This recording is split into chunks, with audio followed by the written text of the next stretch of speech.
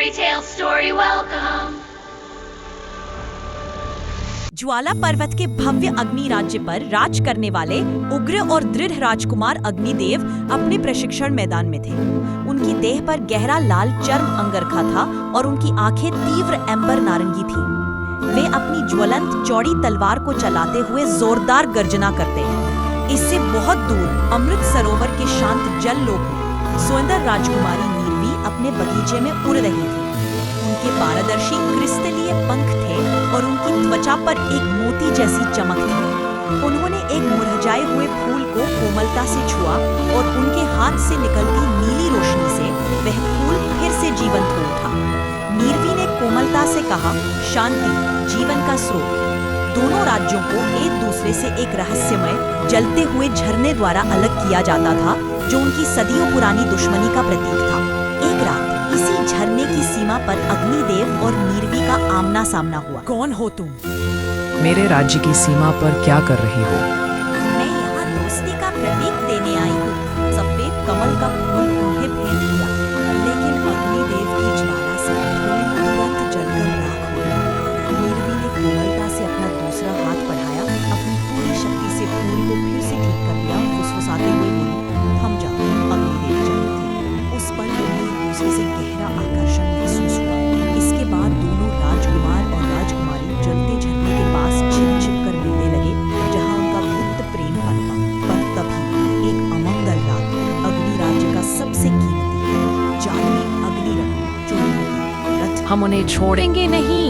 जललोक के धोखेबाजों ने हमारा सबसे कीमती रत्न चुरा लिया है। अग्निदेव और नीरवी ने अपने गुप्त प्रेम को स्वीकार किया और उन्हें शांत किया। अग्निदेव ने दृढ़ता से कहा, शांत रहो माँ, हम खुद पता लगाएंगे कि रत्न कहाँ गया है। हमें जल्दी करनी होगी। अपनी कमजोर शक्तियों के साथ वे दोनों रत्न खोजने के लिए एक अंधेरी और प्राचीन सुरंग में गए। वहाँ अग्निदेव ने बड़ी मुश्किल से अपनी कमजोर आंख से पत्थरों को पिघलाया और मार्ग रोशन किया, जबकि नीरवी ने अपनी पूरी जल शक्ति से भाप और बाधाओं को शांत किया। सहयोग से ही वे आगे बढ़ पाए।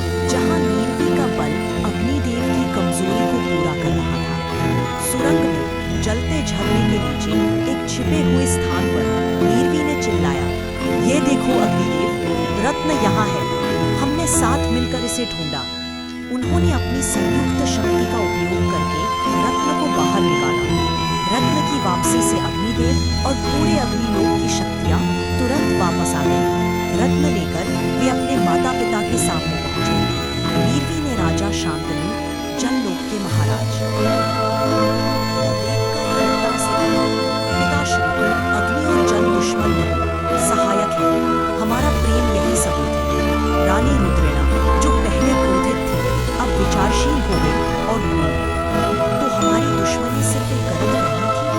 महाराज शांतनु ने अपनी बेटी के प्रेम को स्वीकार करते हुए अंत में घोषणा की, अगर मेरे बच्चों का प्रेम इतना शुद्ध है तो ये राज्य भी अब एक हो गया। जलते झरने ने अपना रूप बदल लिया और अब वह एक सुंदर शांतिपूर्ण झरना बन गया, जिसके पानी में नारंगी और नीले रंग की हल्की चमक थी।